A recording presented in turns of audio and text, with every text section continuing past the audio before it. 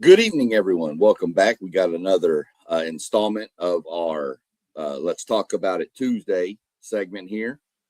Just going to discuss some random topics around the world of sports and kind of open up at the end for a little, freestyle, I guess, if you want to call it that. So without further ado, we're going to introduce our panelists here for the evening. Start off in the bottom right-hand corner down there with the gentleman that put this all together. So if you've got any complaints, direct them at him, please. That's Robert with WTP for Life. What's going on in your world? Oh, man. I'm excited to be here this evening for sure. Ready to talk on Tuesday. I mean, this is my third stream since I got back from vacation, so I'm starting to get back into the swing of things again. Glad to be here this evening. Good to see everybody on the screen tonight. Of course. It's good to have you back from vacation. I know I had mine a week before yours or so, and they're nice, but you kind of get out of the rhythm of doing these podcasts when that goes on. So we'll jump up above him right there. We'll see the man with all the decor on the wall with the headphones on up in the top right. That would be our boy Mossberg of Level Up Sport 10. What's going on over there? Man, feeling pretty good, man. Can't complain. Blessed, thankful, ready to get into it, man. I feel like it's been a vacation for me as well. I'm busy, just ready to get back into the swing of things, being here every day, try to make it on every show possible. Definitely early in the week, I will be here from now on, man. It's just good to see everybody as well. Good to see you too. And then over in the bottom left-hand corner with the P on the hat down there, we got our man who tells it keeps it real over in the state of Indiana. Post game, what's going on over there? Man, it is all good. Excited to be on with y'all once again. I'm trying to get Rob to show me what he do to go on those fabulous vacations, man, but he being stingy. So, I'm going to keep working on it. Yes, sir. I feel you, man.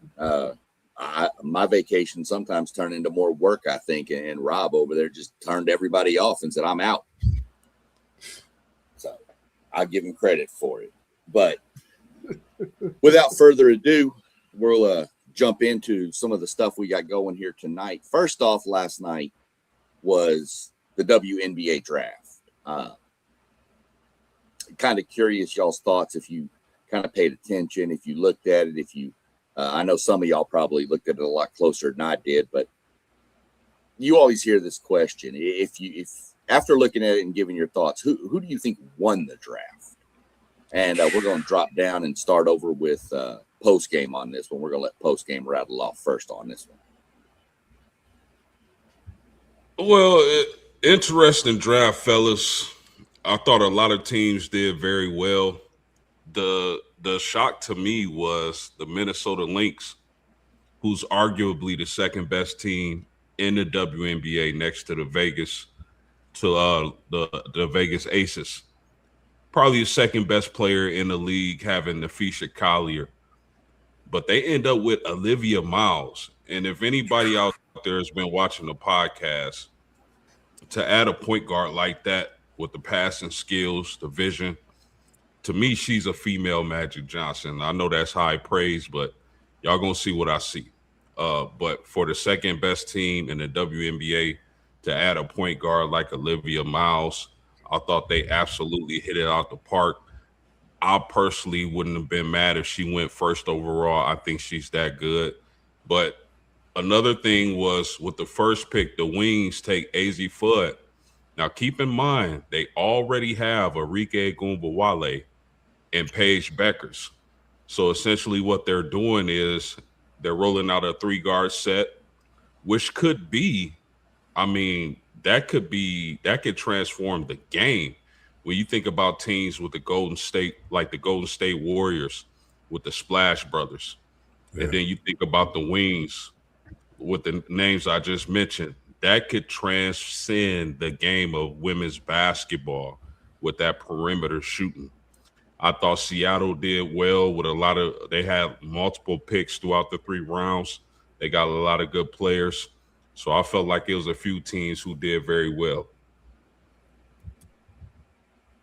Agree. real quick before we move on, I got to highlight the comment that came in. We got somebody named Roblox Edits is in the chat. Told them, hey, welcome. But our boy Doug decided to jump in with, he said UCLA won the draft. Yeah. 5 players drafted or something, right, in the first round. Yeah. So I had to give a quick shout out to our boy Doug. Jump up to you, Moss. I saw you shaking your head when I asked the question, so we'll let you jump on in and get your take out.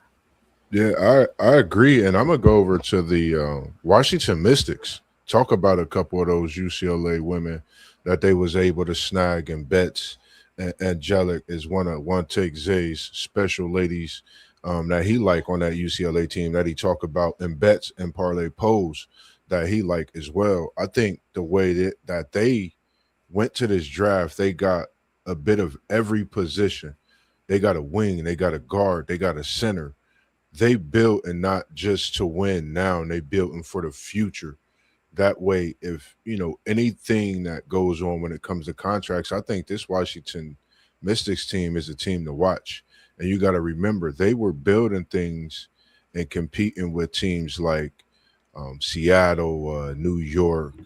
I believe at the time the Minnesota Lynx, they were battling at that time to be one of those perennial teams.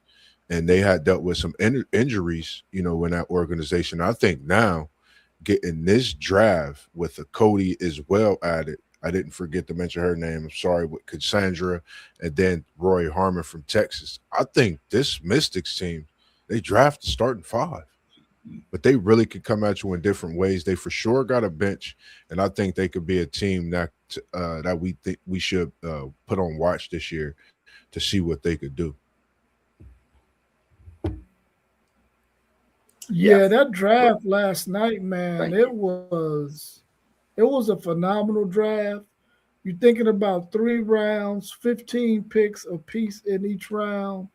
And you think about the caliber of players we've watched all this past NCAA basketball season, and you're thinking to yourself, man, the WNBA is about to be lit with the style of players that they already had, all of these phenomenal players, and then you bring in another crop of players from the college level, and you're thinking to yourself, everybody is going to benefit from this. So I can't pick one team that I think benefited over the other, but when you saw that first pick and you saw them take the young lady from UConn, Fudd, you knew for a fact that they were going to be institute the 3-guard offense.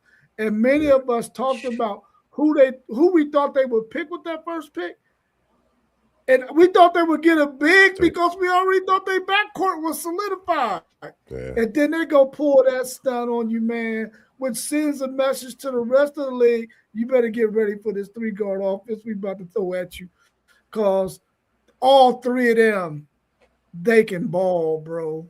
And I think all the teams had an opportunity to do some great drafting, and they all did. So I don't think there's any winners, any losers. I think the WNBA won as a whole.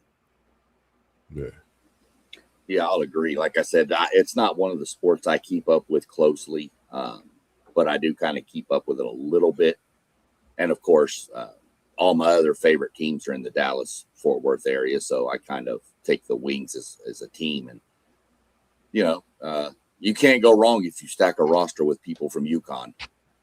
I don't think you're going to build a bad team if you do that. So, they've been coached well, so they know how the grind goes, and we're going to see where it leads. I mean, it'd be good to see that team kind of step it up a little bit. They had a couple years ago, they were pretty good, and then they've just kind of fallen off and fallen flat. So we'll see where they go. Hopefully it'll work out for them, but it's going to be interesting, that's for sure, with that 3-guard rotation like y'all already mentioned. So we'll see. I mean, they're putting the league on notice. You better get out and cover us because we're going to start shooting.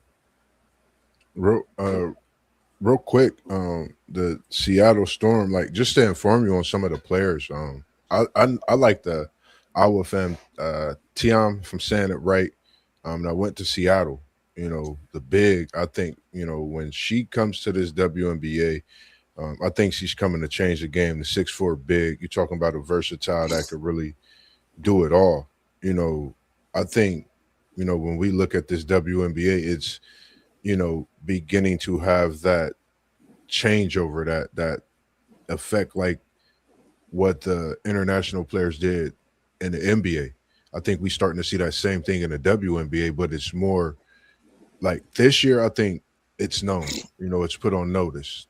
The quality picks that they went in this WNBA, but the talent is there. So I think when it comes to the WNBA, I think we're in for a great season. If you don't watch it, I'm telling you, this next couple of weeks, you might want to tune in to that opening day, because I think we're going to start to see some rivalry matchups, one-on-one type of matchups, where we see, a mentality in some of these players we haven't seen in the past few years to get that back. And we seen the veterans at the WNBA draft and how they spoke on the talent that we have that's coming in and for the years to come as well.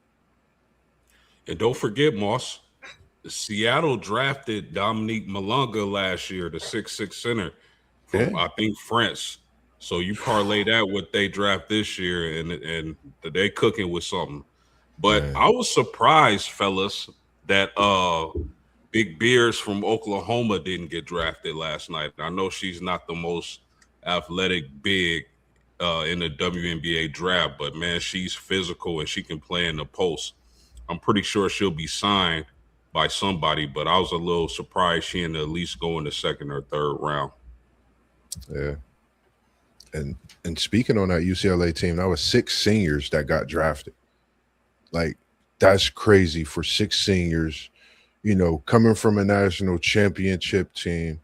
I think that just goes to show the work that they put in, for those few years and being right there and actually getting them one. Just shout out to the hard work that they put in as well as all the ladies that got drafted or didn't get drafted, that you still doing what you do as well. Yeah, 100%. I think y'all mentioned it before, but here's a question for somebody that doesn't follow it as close as maybe y'all do. And this may help some viewers out too. Like the NBA has a D League. Does the WNBA have anything like that, or do these players have to go overseas to be considered like their G League? If that makes sense? Mm-hmm. You can go ahead and take it, Post, if you want. Yeah, the WNBA doesn't have a G League. The players that miss the cut are likely heading overseas until they can get into the WNBA. Okay. That's. Go ahead, Moss. No, I was about to say, and then they just started having like little. If you really watch a lot of players, when you got that Olympics, that FIBA, they actually get that look, during those times. And like Post said, and then you had this rival leagues that's going. So, if you just sometimes look into it, which I notice is starting to change a little bit, different leagues are popping up that they're starting to have throughout the spring and summer, during that downtime. So it's gaining momentum, is broadening, is becoming more global. In other words, slowly but surely, it's going to get there. And I just love the way it's going. I think this year's draft, hats off, and I think we're just getting started on what's to come.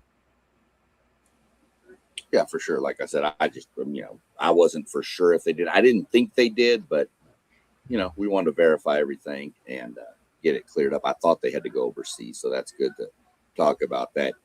If you're following along on the chat, we're going to jump out of order for a minute because some of the questions I had already typed up, I found out from our dear friend One Take that they were already talked about on Saturday. So I deleted them and threw some in. Real quick, I sent him the link. I thought I sent it to him and then I resent it to him, but he asked for it. So can somebody make sure he's got the link? Because I think he's trying to get in. And I tried to send it to him again. So I got you. I'll send it to him real quick. All right, we're gonna let Robert take this one first, real quick. So we're jumping over. We're talking about WNBA now. Let's go to the NBA. Do you like the play-in tournament? Why or why not? I do like the play-in tournament. I mean, it's not like they're trying to put a team that's in the 12th spot into the playoffs. But I like that battle to get into that 8th, 9th seed, trying to get that positioning there. I like it. I feel like it adds another level of competitiveness in the NBA, gives us another thing that the NBA fans can look forward to, especially if your team is right there at that bubble spot of making the playoffs. You want to see them have an opportunity to play a play-in game to get that spot. So I like it. I like the thrill of it, and I hope that they can find some other things, maybe not when it comes to the playoffs, but some other things in the NBA that makes it a lot more interesting. Post game, your thoughts? Yeah, I've never been a fan of the play-in game. Excuse me. I just figure, there's 80. The NBA has an 82 game regular season plus preseason. You got 82 games to get yourself together and vie for that playoff spot if your team is that good. I really feel like they created the play-in specifically for LeBron James. That's just my opinion. I know they've been looking at this Laker roster, especially at the time when they first incorporated the play-in game. They knew the Lakers because, like hate them or love them, LeBron James is a breadwinner for the NBA. People are going to tune in and watch LeBron James, still the biggest star in the league. Whatever your feelings is about him, people going to watch. So I felt like they created that to keep him involved in postseason play. But I'm not a fan of the play-in games. I feel like you got 82 games to do what you need to do, and that should be that. Okay. For me, I like it. I don't know. I like the play-in game. I think it kind of brings some kind of intensity, for me, because I'm not really into watching as much NBA as I used to be. So the play-in game, what it's done for me as a fan of the game is brought that intensity back. You see these teams going out that one game, giving it all, but then they can also be a team that gets that next series also. I'm looking at this Golden State team. I'm looking at this Charlotte, LaMelo Ball, Con Knipple. I'm looking at these guys to do something major. I got Charlotte in a win tonight in this playing game against Miami. Sorry about Mr. Manzano if you're a Miami Heat fan, but hold that thought on predictions, Mom. Hold that thought. Oh, okay. But yeah, I like it. I love it. I just think teams like this, like we seeing tonight, really get a chance. And the way Curry been cooking, being that chef that we know he could be, it'll be amazing to see him go on a playoff run and challenge the king while he's down in LA, a few players, for a playoff push for a title. Well, I'm going to jump in here real quick with my take on it is before we get to Anthony, his comments real quick. We'll definitely get them up for you, Anthony. Appreciate you tuning in. I don't like it. I'm with post game. I agree with what Anthony had to say too, but I don't like it. I guess call me old school, call me that get off my lawn guy. I don't care. I like be in the top 8 or don't get in. That's just where I stand on it. Just me. I see we got one take Zay in the building now. What's going on? You got real quick before we jump into some of these comments we got. You got any takes on the WNBA and how you think the draft went last night? And then if you want to just link that together with, do you like the play-in tournament? Yeah, I ain't gonna pump fake. I ain't see none of the draft. I seen AZ Fudd went first, and I was just thinking I asked post game what he'd do. Lauren Betts was sitting right there. Why we ain't take Lauren Betts? But the play-in tournament is trash. Why are we giving out participation awards? That's what it is. I don't understand that. I heard postgame say they created for LeBron. You know, that's the first time I heard that theory. But when I think about it, that might be true. That really might be true. You know, they didn't want LeBron to be missed. That's their golden boy, their golden child. They did not want him to be out of the playoffs. So yeah, man, that stuff is trash. I don't know why we got it there. I think it even helps out tanking in a sort of way. So I don't know why it's there, but hey, to each his own. You know, they trying to get more money. You know, people gonna be tuned into them games tonight and tomorrow. Well, they start tonight and tomorrow. So I don't know. But hey, one take Timmy. I deserve a Grammy, an Oscar, and an Emmy. All right, go ahead. You always know you're gonna get something out of that one. Real quick before we move on, catch up with Anthony real quick. Said with how successful the Miami Heat have been in the NBA with multiple championships, I'm assuming he thinks the WNBA is going to try to bring back the Miami Soul. That's a possibility. I mean, they just brought back the Comets. So he also said he agrees the play-in tournament is a joke. We're rewarding mediocrity when most of these teams are below 500. And he disagreed with you, Moss. I don't think it brings back the intensity. I believe both the play-in tournament and the NBA Cup are a waste. It's a way for the NBA to make more money and cause more injuries. So that's our buddy Anthony. Again, all takes are welcome here. I like it. You know, and then he kind of chimed in with what I said. He's a new school NBA fan. He didn't start watching the NBA until after 99, but he was raised on families in the 80s and 90s. So, again, all comments and questions will be mentioned and talked about. So definitely drop them, keep them coming. Helps the show roll. And we also enjoy all the people watching and tuning in right now. Yeah.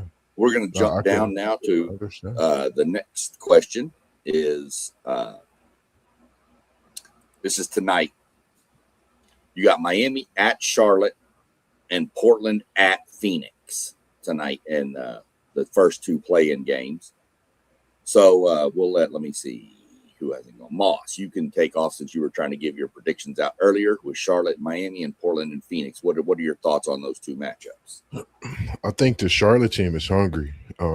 I like the comment with Mr. Manzano. I think he'll see that intensity tonight out of this Charlotte team. I think that team that has been right there. I think, for the play-in game, some teams deal with injuries throughout the season. Some things you can't control. I think it gives opportunity as well. But I'm going with Charlotte tonight. At home over Miami. Portland is going to be a scary team in this game against Phoenix. If they get the opportunity to win this game against Phoenix, trust me, they're going to take it. But Phoenix at home can be tough, especially with the playoffs on the line. I'm going to be the wild guy that I am. I'm going with Charlotte at home, but I'm going to take Portland on the road. Okay. One take. You got any? What do you want to give in on it?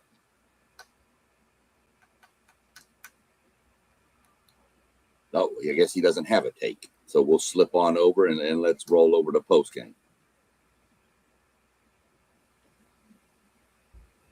Yeah, absolutely, man.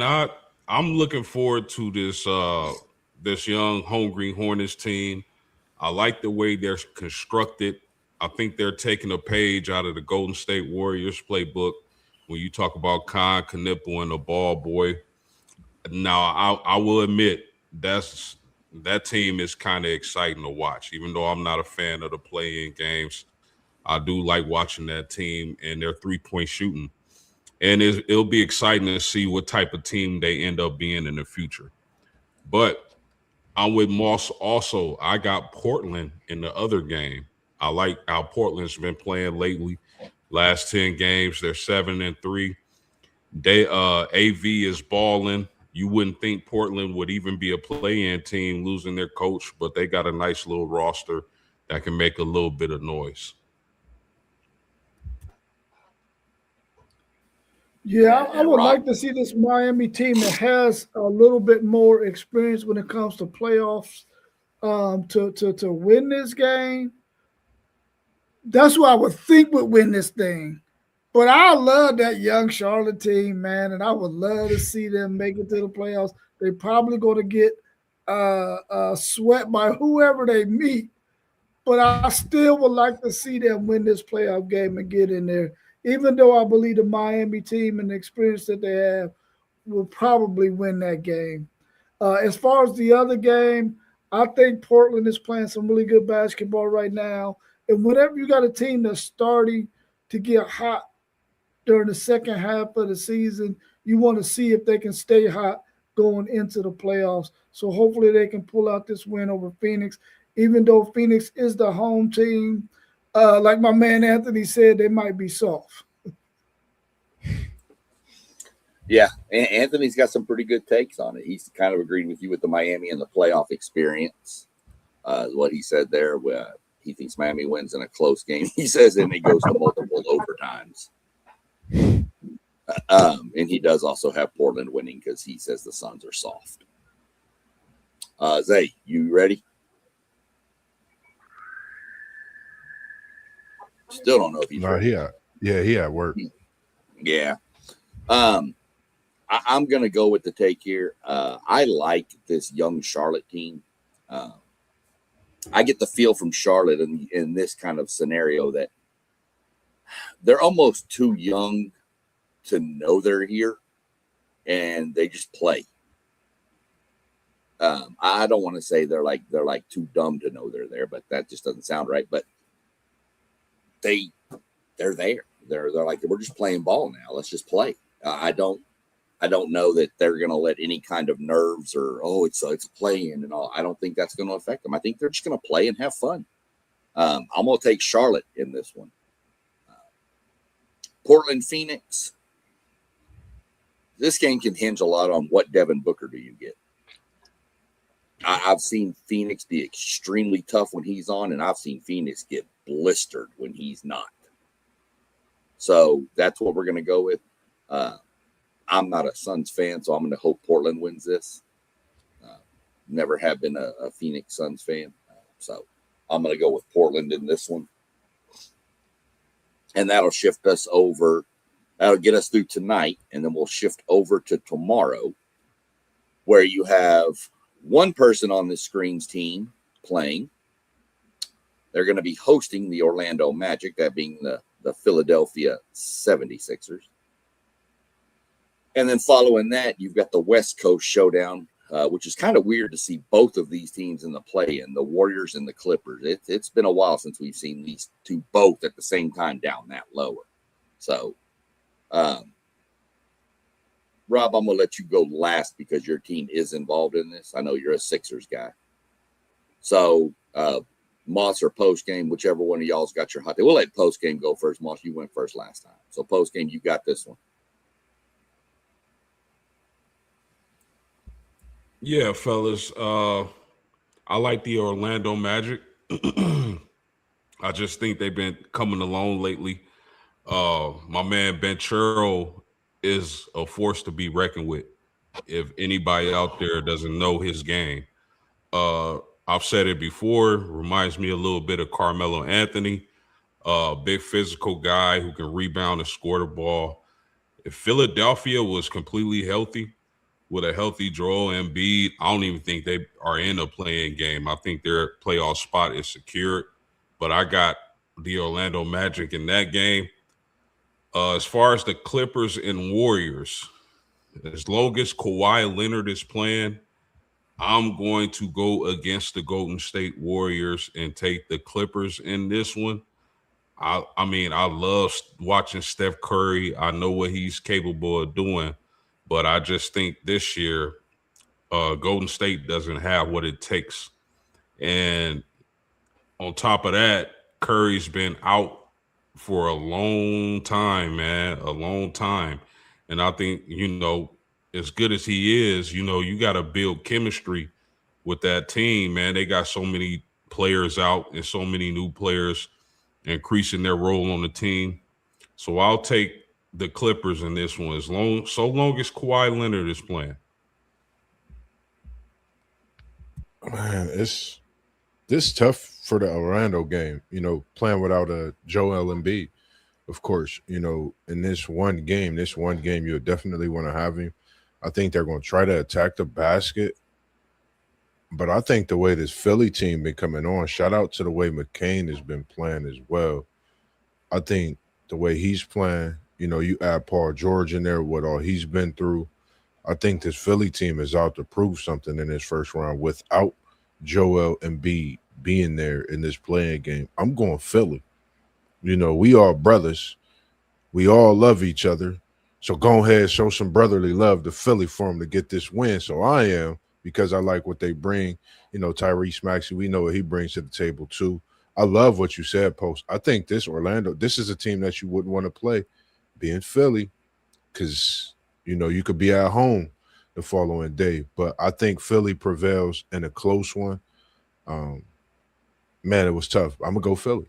Definitely go Philly in this one. All you, floor's yours. Man, my Philadelphia 76ers, man. Joel Embiid, man. Come on, man. You done it to me about 8 years in a row, man. And I understand it's an appendicitis. I understand it's an appendicitis. You had no control over that. Nor did you have control over any of those other injuries either. But, man, listen, dude, you got to be the worst luck having player in the NBA. I already said it before. I thought Philadelphia, once he started playing good, they might want to think about trying to get something for him because we already knew this would happen. But I'm going with my Philadelphia 76ers because they're my team and I need them to win it. But without Embiid, it's going to be very, very difficult. As far as the Warriors and the Clippers, I mean, how can you go against Steph Curry? Everybody wants to see Steph Curry. How is he, 38 years old or whatever, playing in the playoffs again? I think they missed the playoffs last year, if I ain't mistaken, or he was hurt and they went out early in the first round. So we definitely want to see Steph Curry in this playoff. So let's go Golden State Warriors. Let's go Philadelphia 76ers. Did I pick for you on that second one, SEC? Give me Curry, man. Of course, man. It's playoff time. Remember. Yeah. I'm going Curry. We'll jump into our boy. We got to keep up with our boy. Our boy Anthony B. He got some fingers, man. That dude be typing. He's typing like paragraphs. He put old William Shakespeare to shame over here. He's just going. He's got Orlando. He says the same thing about Philadelphia that he did with Phoenix. They're soft. And he's got Golden State because he feels the Clippers are soft. And then he has another comment here. Philadelphia, if they've blown, even though they're at home, they've been known to blow home playoff games over the past few years. And then our boy Zay said he got too much work going on, but he's got Charlotte, the new Splash Brothers, and Portland moving on there. So kind of where I sit is I'm leaning Orlando. I like Pablo Banchero. Yes, sir. I like him. I like his game. Didn't like him much when he was at Duke, just because he seemed to always beat teams I liked. But I know that'll make one certain lady not happy with me, but that's all right. So I'm going with Orlando. And I'm going to agree. I know it's odd for me in postgame to agree. Sarcasm for those. Go watch some old shows. I'm going with the Clippers. I've had enough of Steph Curry in the playoffs. It's time for him to go on. Let's get some. I like Kawhi to lead the Clippers to victory in that game. So now we're going to scroll back up to the top, and this is where y'all will be able to follow along. That closes out our WNBA and NBA discussion. So now jump in. This has been full effect. We've had some players sign. Looking at the transfer portal, any of your teams signed anybody? that of note is there's somebody you're keeping an eye on for your team? Just kind of go around your teams. I know y'all got a pretty big sign over there at BYU. That's still your team, right, Moss? Yes, sir. I ain't going nowhere. Ever since AJ arrived, next year it could be Washington State, or I don't know what we're doing. It's BYU, AJ. Okay. I've literally had like of all teams, like I used to watch BYU. Even growing up being a Kentucky fan, like I'm a basketball, I soak it up. So BYU was a team I always watch.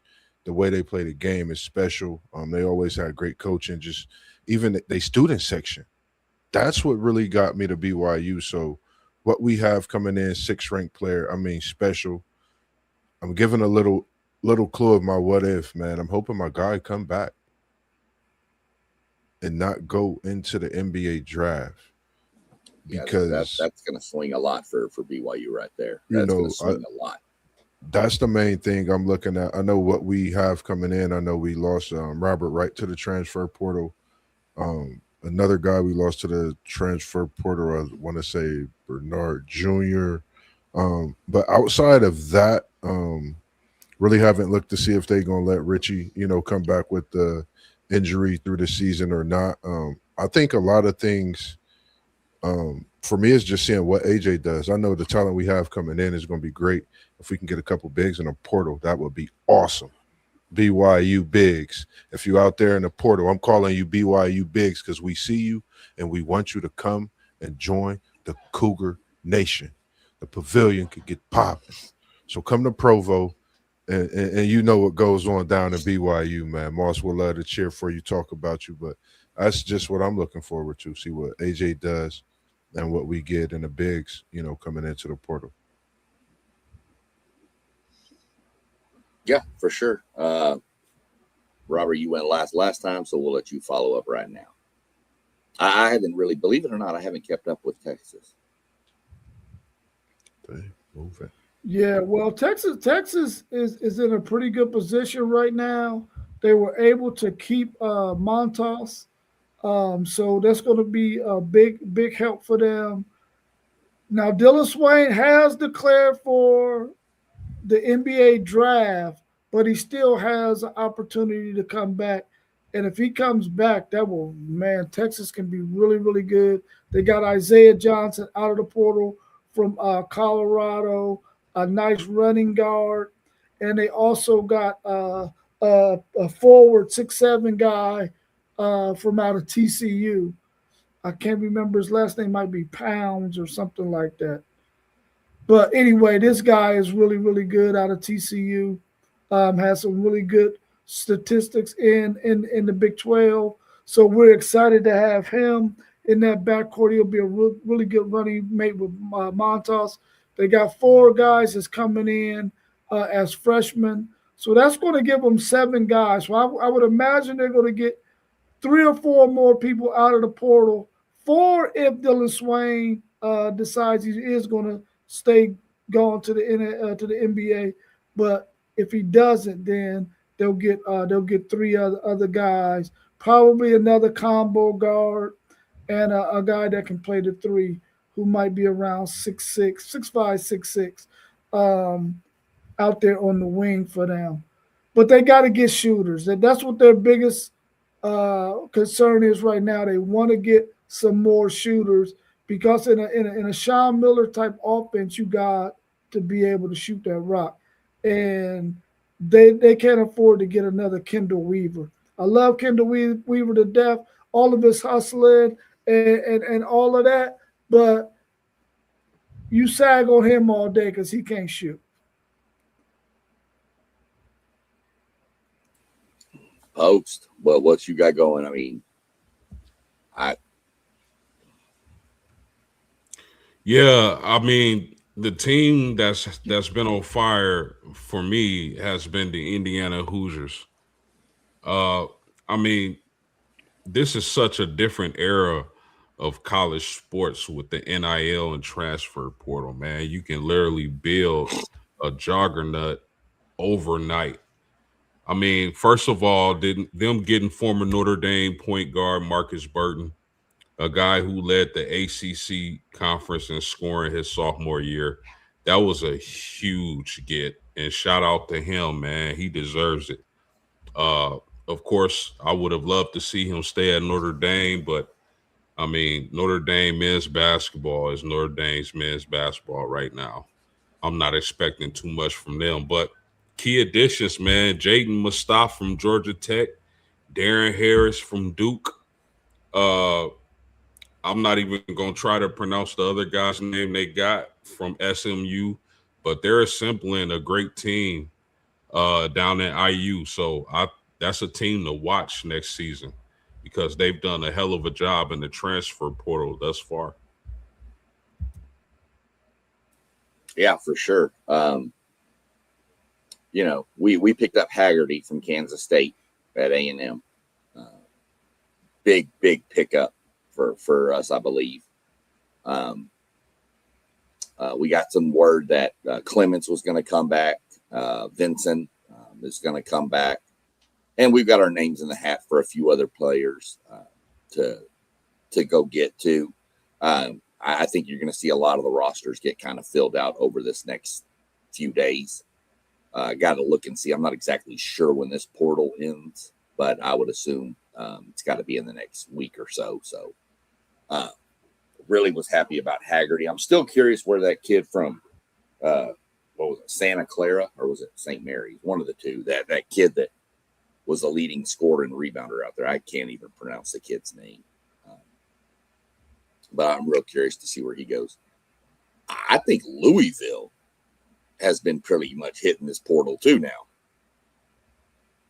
They got the big from Kansas, and I can't even remember the other person they got. So Louisville's had a pretty strong transfer portal so far too.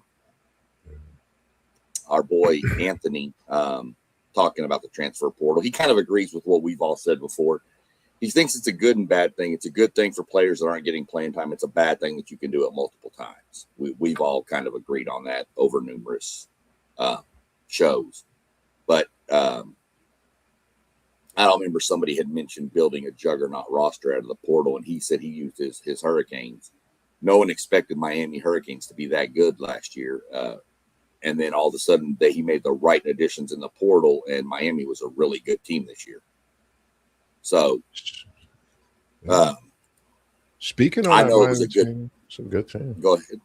Yeah. No, I didn't mean to cut you off because you got to think they was just in the Sweet 16, if I'm not mistaken, Elite 8 just a couple of years ago, and think that was a team that could have went to the national championship. You know, foul trouble, I think, was the only thing, and they missed shots. I like that Miami team. I was rooting them on. I like the players they had. So, yeah, it was good to see what they did with the portal. I think the portal was special for college basketball. We seeing players we don't get to see. A lot of people not talking about Blackwell from Wisconsin. I think he messed around and get a spot at a Duke, a North Carolina, one of these blue blood schools. And I still have my thoughts on North Carolina being a blue blood with what they've been going through and dealing with. And who knows, Michigan might pull a hat trick and do what they did in the portal. I mean, with what they have coming back, I think this portal was special on the college basketball side, whereas we had so much craziness on the football side.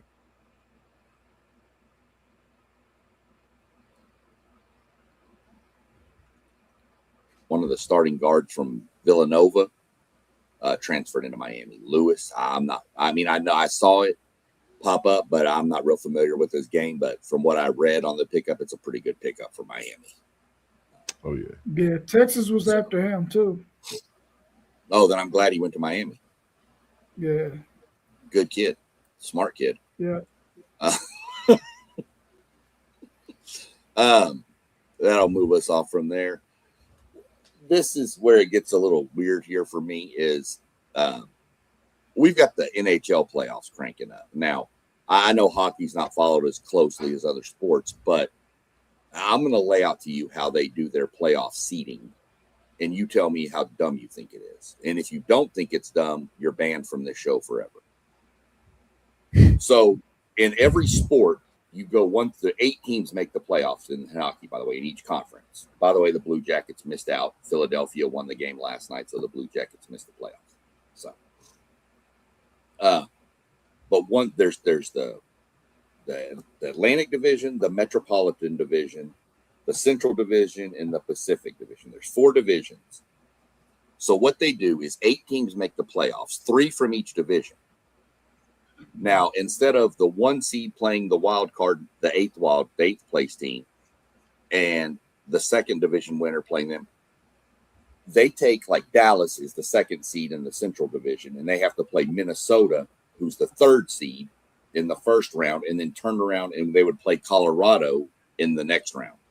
So 1 plays 8, but yet 2 plays 3, and then the winner of that plays 1.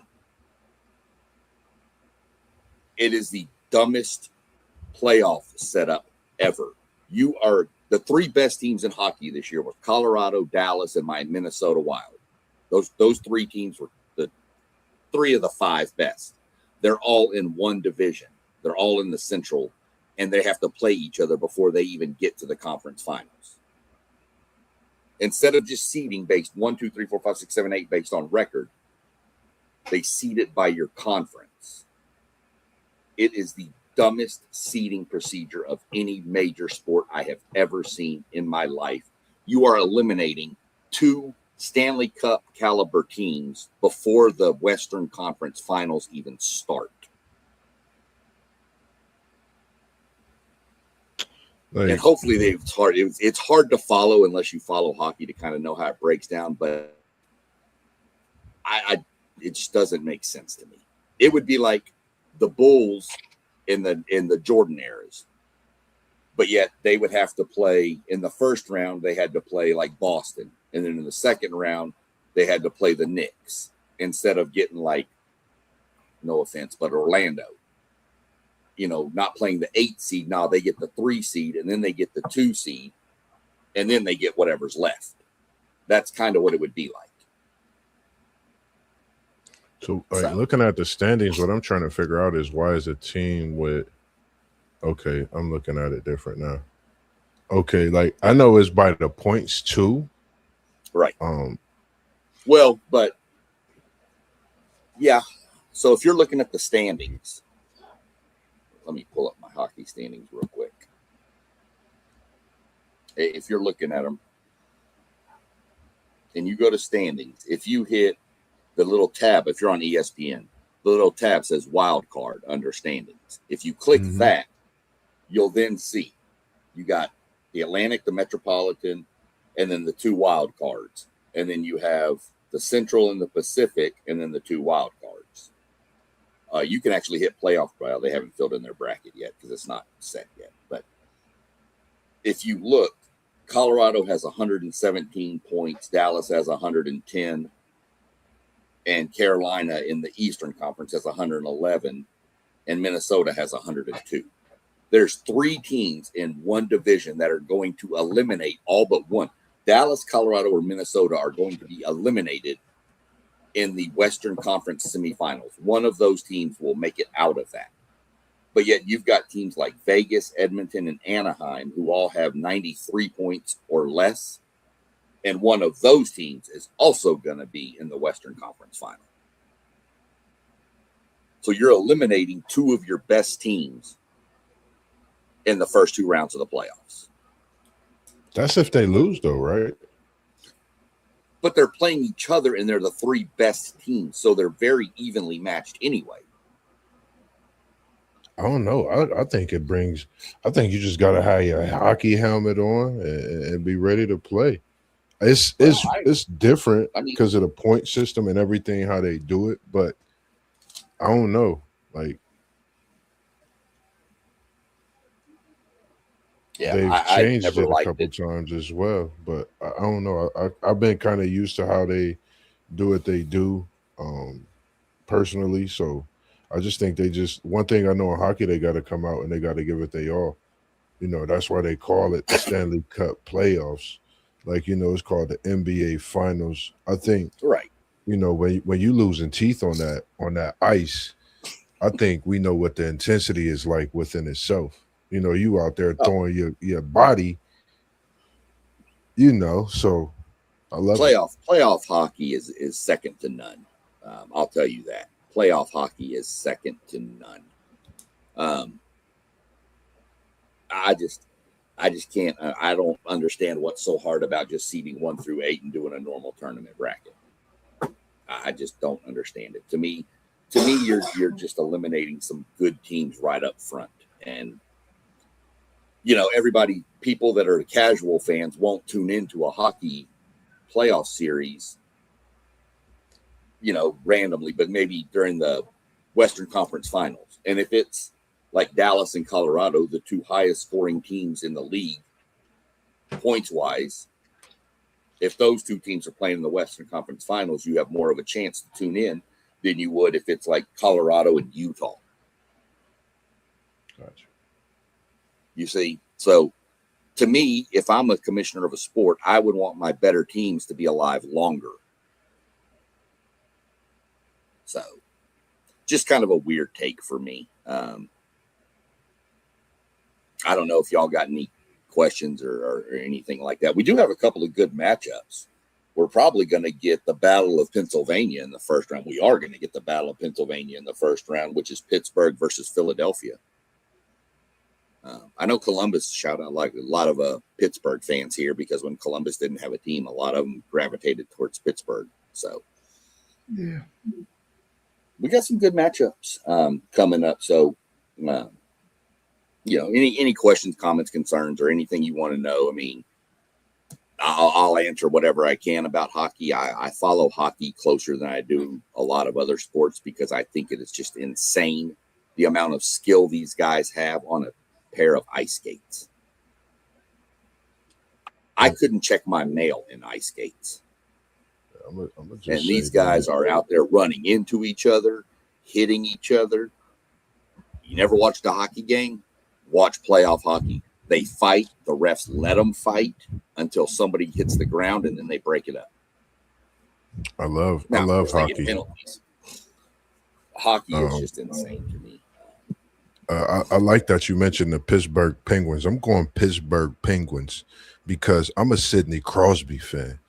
And when you mention the Pittsburgh Penguins, it's no way, you know, you can't think about Sidney. I think that's like, you know, watching, you know, at one point it was MJ on ice. I still think it's like watching him as he's ending his career.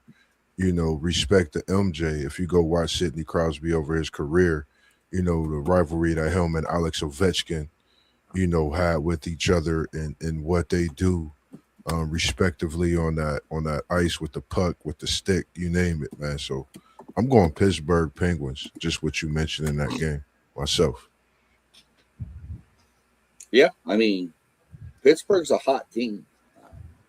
I can tell you right now, my Western Conference final is probably going to be Dallas versus Vegas. And then in the East, I'm going to have a little crazy one. I think it's going to be Carolina and Buffalo. By the way, this will be the first time in 3 years we have a new Stanley Cup winner, because the Florida Panthers didn't even make the playoffs. Yeah. So the back-to-back defending champions are not in there. So I just wanted to kind of get that out there. I mean, like I said, I know it's not something that's watched or followed real close, but I just thought it was just a weird playoff scenario system. So I don't want to waste too much time on it. Like I said, another one, we're kind of a couple weeks into it. I don't know, we've never really touched on this yet, but if you've got a favorite baseball team, have you kept up with them at all? And if so, how do you think they're doing right now? And you have any hope for them?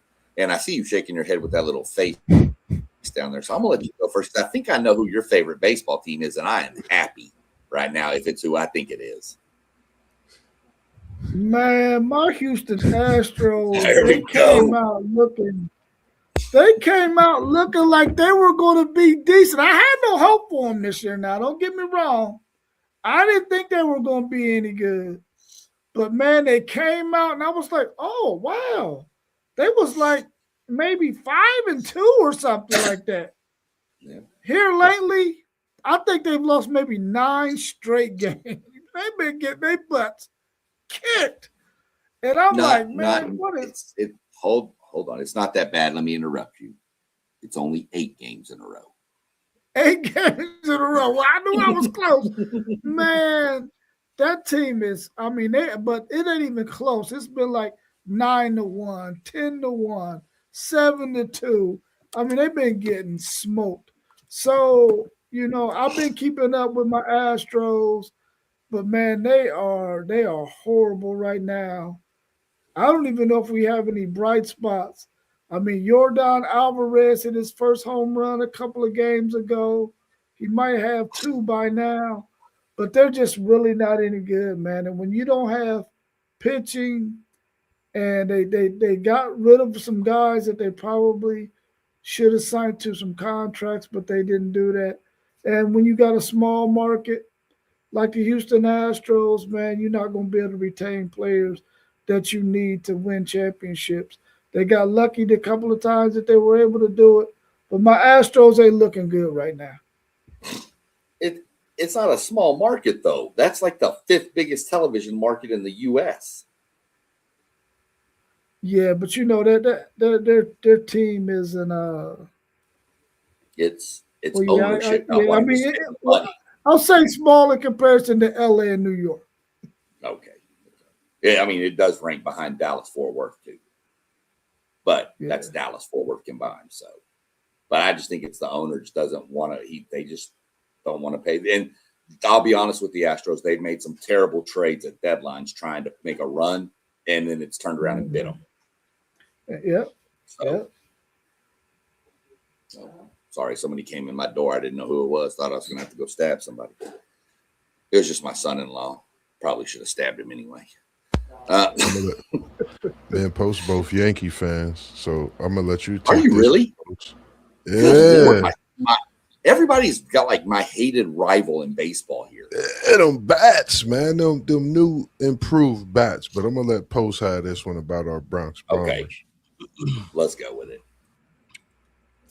Yeah, first of all, I got beef with Rob of WTP Sports News because when he was on vacation, he came into the chat, probably, on a beach or something, toes in the sand, might have had an adult beverage, maybe not. But he got to talking crazy about the Yankees. At that point, they were like 5-1 to start the season on a heater. And since then, I think they're like 4-6 in their last 10 games. So they've been struggling here. So I'm gonna put that on you, Rob, man. Ever since you had me talking about my Yankees on live stream, they've been faltering. So hopefully they can get. Listen, man. Garrett Cole is out. I'm hoping he can get back and return to form. We need our ace. I mean, the Yankees, for some reason, over the last, 10, 15 years, invest a lot in big bats. So hopefully, the pitching can, because we all know pitching gets you W's in October. Hopefully the pitching can get up to par. Like I said, Garrett Cole gets back and turns back into that ace we need.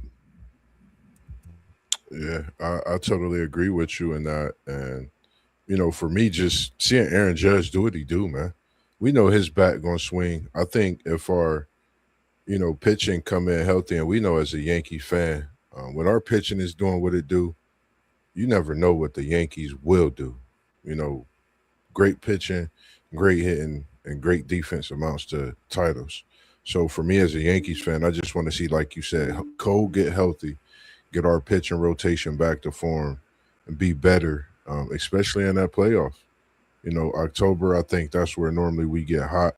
I think we've lost a little of that steam at that time, but I think with this team and this build, I think we can get that back. And Judge is, like I said, man, he's just one to none, just a special talent.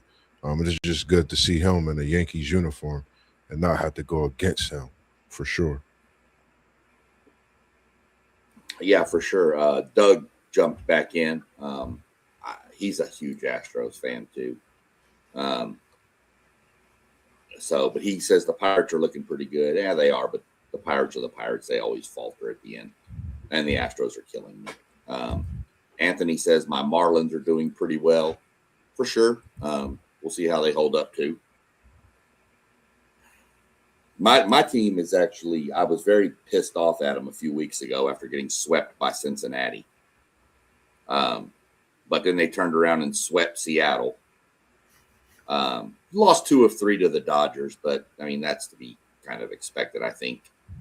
And now they're playing Oakland this week. So we'll see how that goes. Beat them last night. So my Rangers are looking pretty good. If we can get if our pitching staff will do what if they pitch to their potential, that has a potential to be one of the best rotations in all of baseball. When you throw Nathan Eovaldi, Jacob deGrom, and Mackenzie Gore, 1, 2, 3, followed by first overall pick a couple years ago, Jack Leiter, and I want to say first pick in the second round, maybe Kumar Rocker, both Vanderbilt pitchers from back in the day. I mean, if those guys pitch to their potential, that's a formidable pitching rotation.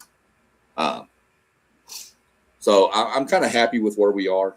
I didn't really look for a whole lot. So anything, we can do to make it work, I'll take it. We are probably in the worst division in all of baseball, the American League West. Seriously. That's a division that's going to be, the winner might have 87 games won, but they've all beat the hell out of each other because I think they're all about evenly terrible. The teams are. So we'll see what happens with that, but it's kind of what I am. One last thing on baseball real quick that I wanted to get your opinion on is as soon as, man, we have more chats tonight than I've ever seen, more comments over here. We're going to have to get Melissa, or we could have used one take to just be a moderator on these things. I got to get back up to where. So with the amount of money being spent on rosters, do you feel like baseball is the main sport where you can buy a championship? There doesn't seem to be any rules. They have a salary cap, but they don't follow it. The Lakers are just paying people billions upon billions of dollars to come play, and they're structuring this contract so ways that it doesn't really affect cap numbers. But if you add up their rosters, the Yankees are notorious for overspending too. My Rangers did it once, and it got us a World Series, and then it bit us because now we're broke. But do you think baseball is a sport where you can manipulate the salary cap, so to speak, and just pay for a championship? Man, most definitely. We seen it the last, couple of years with these daggone Dodgers, man. It's right there, man. I think a couple of years ago, they lost to the Astros, and I think before that year, they lost to somebody else. But I think maybe the last 4 or 5 years, they made it to the World Series. With that freaking roster that they got, all that money they got, man, yeah, you definitely can. It just hasn't worked out for the Yankees. He had to sneak that in there, man. We gonna leave Uncle alone, man. He always teasing our Yanks, but it's crazy seeing the Mets and the Dodgers having this crazy contract, and the 350 millions, 320 millions for another, and that's like, for us, we sit back and we like, wow, you have that much to build a roster for a year. So I'm in agreement, man, totally. I think it's the one sport so where you pretty much could do that. I actually want to go see more baseball myself, learn a little more about it outside of when I played when I was younger. I notice it's a sport that if you could swing a bat, if you could pitch a ball, if you could catch a ball, if you could steal a base, you could get paid in them good graces. So, for me, I suggest it's something that people look into as an athlete. There's nothing wrong with playing baseball. It's a great sport if you ask me. As it sits here to have us talking about what we're talking about. But yeah, I totally agree. You could buy a roster and definitely win for sure. Listen, Rob is correct. I've seen some extremely expensive Yankees team not do what they're supposed to do. As far as the Dodgers, uh, currently in the last couple of years, we all know the Dodgers spend a lot of money on their roster. It's working out for them. But as far as the question, I think the same thing happens in college sports. The teams that are willing to spend big on their rosters normally have success in the season. You think about Michigan. I thought, Michigan had a great team coming into the season. Didn't know it'd be that great. They spent a lot of money on their roster. Uh, the Hoosiers with Mark Cuban, sugar daddy in that program. They won a championship. Right. So I think I do agree that the MLB might be the best example, but throughout sports, period, normally the team that spends the most money on their roster is going to have a lot of success. Yeah, very true. I mean, I agree. Like I said, it doesn't always lead to championships, but here lately it seems like it does. The Rangers went out and spent $500 million that year to get Marcus Semien and Corey Seager. And then they spent a lot of other money and traded stuff and won a title in 2023. So, but then, like I said, it kind of fell apart, and now they're trying to figure out how to get more money to make the roster build back up. So it just seems like your Dodgers, your Yankees, your Red Sox, they just seem to always dig into that pocket a little deeper than other teams and pull out some extra cash. So we'll see what happens. Our buddy Anthony did mention that he's hearing a report that there could be something coming down the pipeline for the Yankees to pick up Sandy Alcantara from the Miami Marlins. And that would be huge for New York and a terrible loss for Miami. If Miami's off to such a good start, that would just be brutal to that team. So we'll have to keep an eye on that. That's just what he's given us with his report. Before we jump into anything else, we're going to hit the last topic I had. We're sitting a little bit over an hour, so we'll kind of run through this pretty quick. We've touched on it before, but we're winding it down. We got spring football winding down. What have you heard from your team that gives you hope for the season, and what has got you concerned? I don't know if any of y'all's teams have played their spring games yet. I know A&M's is this Saturday. So I don't know if y'all have done yours, but where are you leaning with your teams? Whoever wants to jump first, doesn't really matter if you've got to take on your team's spring. I'm gonna save mine. I'm only thing I will say, because there was a great stream the other day, and I seen with the ACC preview. I know I'm a Kevin Sperry guy, but the quarterback room is loaded. O'Neal, Daniels, Sperry. I'm just loving the battle that's going on in Florida State's quarterback room. I just can't wait till the season. I'm going to not say anything about a record, talk my stuff. I'm just going to be Mossberg, man, and tune in and keep everybody just wondering what I'm going to talk about when that ACC with Florida State come about. But the quarterback room is something that I'm really looking at. I think it's probably the most competitive that has been in some years. And, I would hate to see a quarterback go, but I hope they can stay with each other and continue to build something like programs have done in the past.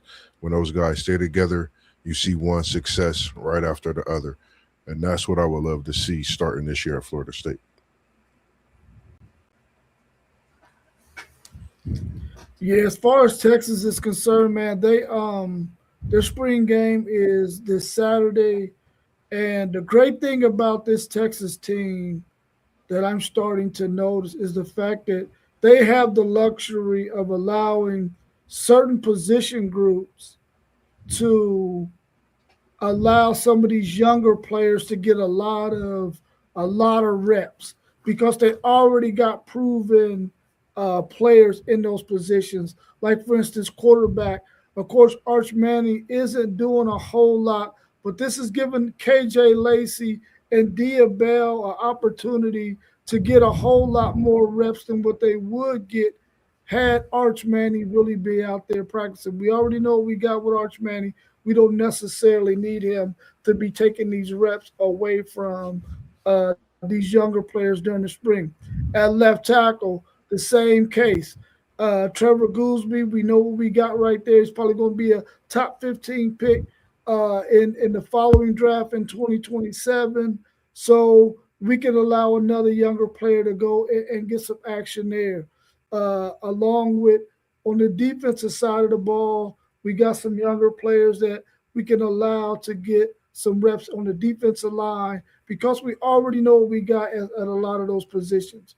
And we brought in a lot of guys in the transfer portal that has a lot of experience, which, like I said earlier, allows Texas to be in a really good position to get a lot of guys some reps that are young. Because you're gonna, if you're planning on winning a national title, like I think Texas is, you got to be able to have players who can help you play that gauntlet of those 15, 16, 17 games if it goes that way. And so I like what I see so far from Texas and what they've been able to do with their really, really talented players, being able to give them a time to get their bodies together while some of these younger guys can get some reps. Yeah, I mean, it's hard to get it. Like I'm always excited as a college football fan and a guy who covers Notre Dame. But it's hard to get excited because it's like, all my life I've been, used to mediocrity when it comes to Notre Dame. Then here comes Marcus Freeman, and we playing in the national championship game. So it's hard, like, to get excited because it's like, all the reports are good. There's nothing bad being said. You feel me? So, uh, I mean, the key thing about this Notre Dame team, as far as the spring goes, is the depth of talent they have, especially on the defensive line, getting Charlie Partridge, a guy who developed J.J. Watt. So I think he's going to be huge for that defensive line and their growth and their ability to get after the passer. It's like, on paper, it's like, how do you pass against Notre Dame with the DBs they have, defensive linemen, some of the more underrated linebackers in the nation? So I'm a temper my expectations. I'm excited. I like what I've been hearing. I like what I've been seeing. Of course, everybody want to talk about the Ohio State receivers coming over. CJ Carr. The thing is, we've seen before where a guy has a good freshman year and then he either regresses or doesn't live up to expectation his sophomore season. They call it the sophomore slump, right? So that's something I'm going to be looking out for. But other than that, man, if all things go well, relative health, I'm looking forward to what they'll be able to accomplish. Shout out to my man Anthony Mazzano. I'm just joking with you, my man. I'm happy to have you on the channel. You bring some really good insights. If you missed it, Rob, Anthony posted a comment and said, "Do we have a Hurricane fan as part of our network?"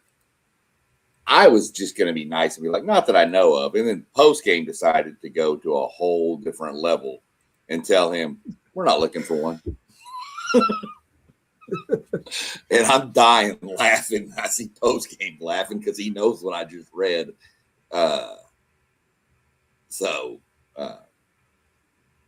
Yeah.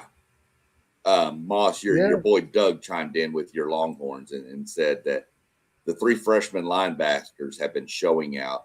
Atkinson from Georgia, the kid from Langham Creek, a high school down there by us in Houston, and Rocky Cummings from Cali, he said, has been showing out. And he Moss, sure your has. boy Anthony here, this is why you probably don't like him. He said, can you trust Norvell not to screw it up?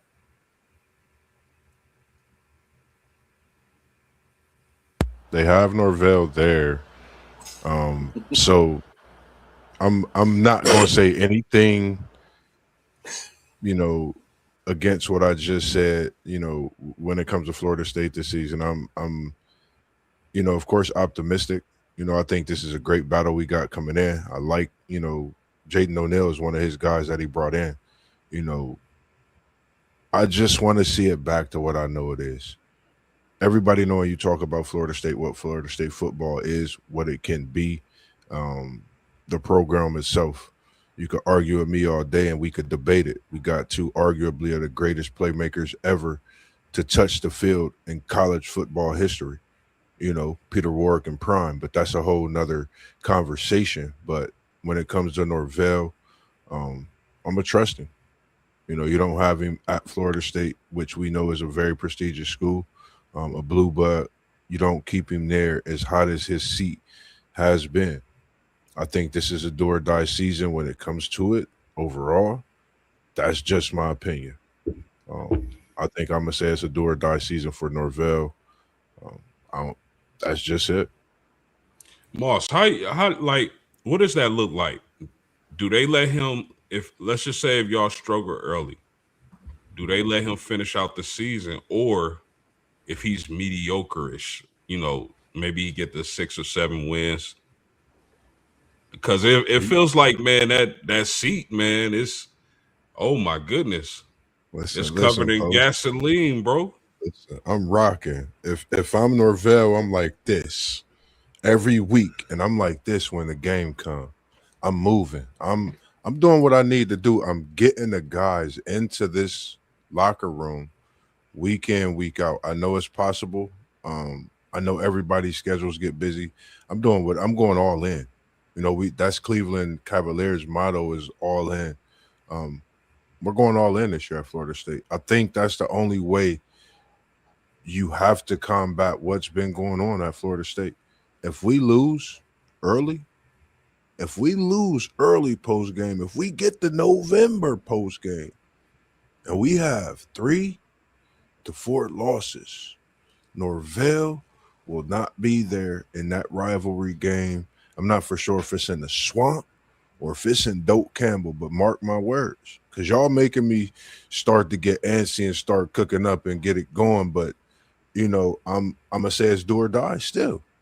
But he have to get Florida State, get this monkey. I don't know what it is.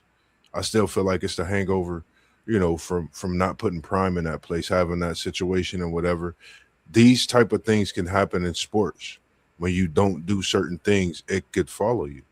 But I don't know. Bro, speaking of Prime, fellas, is he on the hot seat? Is his seat hotter than Norvell's? Ooh. Yeah, I say so. He is. I mean, I'm not going to say that they've turned the burner up all the way up on high yet, but I promise you it's above low. It's starting to percolate a little bit. So I hate to say this to anybody that might be a Buffalo fan out there, a Colorado Buffalo fan, but being that it's Colorado probably buys him at least a little bit longer of a leash than most other places would. He wouldn't have this leash in Alabama. I can tell you that. Yeah, because it's like the economics of the situation. Yeah. And shout out to Manzano being in here, and I feel what he's saying. When Florida State, man, we show love to everybody, man. Hurricanes that came through Doak Campbell, we done went through and put the Hurricane to sleep. You know how it go when that rivalry comes. So, shout out to your boy Fletcher Jr. coming back. Shout out to Malachi Tony, your Miami Hurricanes. And shout out to Mensa, who y'all got. Y'all may unleash something special and go on another run and hold it down in the ACC. I don't know, but I know you looking towards that Miami-Florida State game. And it's got a lot of implications this season. Good to see you in Anthony, here, continue to follow along with us. I put a link in the chat where you see WTP for life. That was a preview of Miami's schedule last year with our boy Justin Geiger, who lives here in Columbus. He's from Miami though, but he just happens to live here in Columbus, Ohio. So check that out. And then when we get closer to the season and we doing our previews, we would definitely like to have you on to do the Miami Hurricane preview if you would like to. Just make sure you stay in contact with us so we can make that happen. Let me go find his comment real quick. Which one, Anthony? Which one was it? You talking about the one with the TV markets? You talking about the one about the TV markets? Is that the one you're asking about, Anthony? While you answer that, I'll run through mine real quick. I think this A&M team has got more depth than we've ever had on both sides of the ball. Curious to see how the offensive line is going to gel. Everything I've heard has been really, really good coming out of there. Yeah, I'll get that comment in 1 second, Anthony.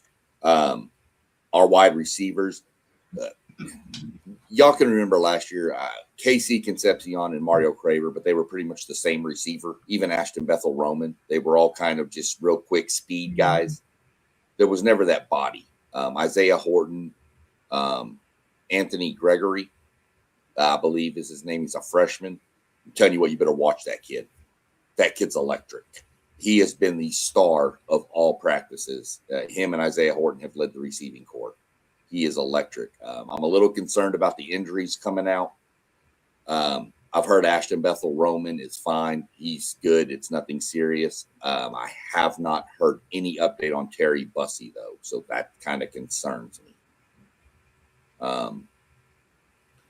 We'll see. I trust Elko on defense, like I said before, but I'm telling you that Anthony Gregory guy or Aaron Gregory, whatever, I may got his name wrong, but I'm telling you, I'll watch that kid. He's electric. He's not only is he like a 6'3", 6'4" receiver, but he's blazing fast. So take the top off the defense and go get it. So that's where I am with that. Let me, Anthony asked me to post his comment on baseball. He was saying that the TV markets in baseball are not done by the TV markets. It's how big the fan bases are. Houston, Texas, Miami, St. Louis, Atlanta are considered mid or mark teams. Probably mid-level teams is what he meant, mid-market, which I guess is fair. It's obviously a little harder to say when you're in that city. It looks like that's so many fans of St. Louis. If you go to a St. Louis, there's jerseys everywhere on the street, even if there's not a game that day. So I guess it's a little more apt like that when you walk through a city. But other than that, love the comments and the going back and forth with Anthony. Thought that was great. Doug popping in. We had some other guys pop in during out. Didn't really say a whole lot. Just kind of mentioned they were there. So didn't really worry about highlighting that. So before we get out of here, has anybody got anything going? Anything else you want to mention real quick before we drop the socials and stuff and get on out? Yeah, just let me say real quick for everybody watching, your boy is 3 subscribers away from 300. So if you haven't subscribed to Post Game, subscribe to Post Game. Help us get the 300. I truly appreciate it. Kind of what I wanted to do different. We always kind of mention everybody at one time. Kind of wanted everybody to give their own little social out there to give a little plug for yourself too. So go ahead, Post Game. Where can they find you? Man, you can find the Post Game right here on YouTube at Post Game 86. You can find the Post Game podcast, Post Game Sports. I'm really not too active on other social media platforms, but you can find me on Instagram at Post Game 86. You can find me on TikTok at Post Game 4, I believe it is. So check it out. most definitely. myself. And y'all heard him. Y'all heard him real quick, Moss. He needs 3 subscribers for 300. So, if you're a subscriber to Post Game and watching this, grab your coworker's phone and subscribe them when they're not looking. They ain't gonna matter. Get that man to 300. Yeah, definitely. Right now, man. Get Post up to 300, man. Get him up to 1,000. Get him up to 1,000,000, man. Get everybody up to 1,000,000. It's Mossberg, man. You can find me Level Up Sports 10 on Instagram, TikTok. I'm also on X, formerly known as Twitter. My name is Joe Moss on Facebook. That's JOE MOSS on Facebook. Of course, you have our website, WTPSportsDudes.com as well. Doug, if you're tuning in, man, I appreciate you. I'm getting that edit finished up as I sent you the finishing touches. I'm going to add some little glizzes on there of my own pleasures with the name and things, and I'll be dropping that tonight, if not tomorrow morning. I do edits as well for those out there tuning in, man. We do so many things within this group, so make sure you tap into those websites and those socials as well. Well, you should be at 298 now post game, because I think my wife just subscribed to you. So let's get them up. She's here to help the team. Go ahead, Rob. You're up, and you can hit yours, and then if you want to also plug the website. All right, cool. Let me give a shout out to my man, Linnell Walton Jr. He has made or qualified for the National Golden Gloves from here out of Columbus, Ohio. Even though he's training in Cincinnati right now, he's from Columbus, Ohio. One of our homies from the neighborhood, his son, his junior. Shout out to him. Go out there and be great on that boxing scene. Linnell Walton Jr. Congratulations on making it to the Nationals in boxing Golden Gloves. I don't mean to cut you off, my brother. You know what weight class he campaigns at? 154. 154. 154. Real quick as well, man. I'm glad you mentioned that. I was just speaking to his mom this morning, trying to tap into that special conversation with Mossberg. Miss Lee, if you're watching, we got to have Mr. Walton. We got to have you on the show. We want to have that conversation, man, to get a people a glimpse into, himself, you. As a mom, we applaud everything you do. I just appreciate you for returning the messages when I do reach out to you, as well as everyone else as well. Just had to get that in there with you mentioning that. Yeah, you haven't already subscribed yet to WTP Sports Dudes. You can find us on YouTube at WTP for Life. Make sure you check us out. Continue to subscribe to our channel. Make sure that when you get an opportunity to, if you ever are watching from WTP Sports Dudes on YouTube, you can also do super chats. We will greatly appreciate that as well. And make sure you go on to WTPSportsDudes.com and check out our website. If you got any questions you want to ask or you want us to post on the website, we will do that. And also send us your comments and response to some of the questions we already have on there. For sure. You got we'll go through. We got some other channels scrolling across the bottom. Y'all can go check out when you get a chance to. City League TV on Facebook. One Take Zay is on there. I'm SEC Sean. I'm kind of the weird sport guy. I kind of follow a lot of the stuff that's not really mainstream, your NASCAR, hockey, stuff like that. But you can find me here on YouTube, obviously, at SEC Sean, TikTok, SEC Sean, Instagram, SEC Sean. WTP Sports Dudes also does have a Patreon page that all these are uploaded to. These videos are uploaded there too. It's also linked up to Spotify. You can search WTP Sports Dudes 2026 under podcasts and listen to it if you're driving around. I also have my Patreon page under SEC Sean. That is mostly it's all NASCAR talk on there right now. That's kind of what I'm focusing in on that avenue. Do giveaways on it, autographs from drivers, things like that are given away to paid subscribers. And again, we get some paid subscribers on our WTP Sports Dudes page, and we'll work on giving some stuff away there too. Hopefully we can get rid of some of that stuff off Moss's wall to help him clean up, but we'll see about that. Nah, man, that's that Ohio State, man. First game. You see, I got the Waffle House menu up there. That's that Waffle House menu for them good eats, but it's not the newest menu. But I did get a menu, you know. I'll be snapping. That's the Mambo over there.